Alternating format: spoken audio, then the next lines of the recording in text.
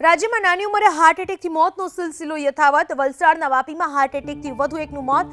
Bank કર્મી રક્ષિત કંસારાને heart attack આવ્યો અને 38 વર્ષની ઉંમરે રક્ષિતનું મોત નીપજ્યું।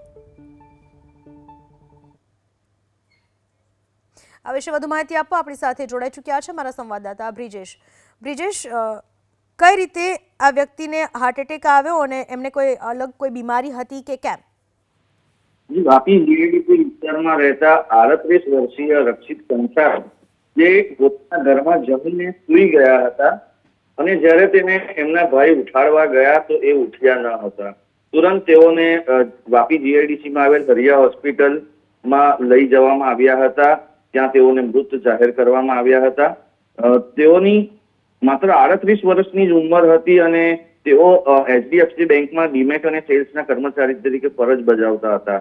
માત્ર જમીને સૂઈ ગયા બાદ તેઓને એટેક આવી ગયો હતો અને તેઓ ઉઠી જ ન શક્યા હતા। જી, આભાર તમામ માહિતી બદલ।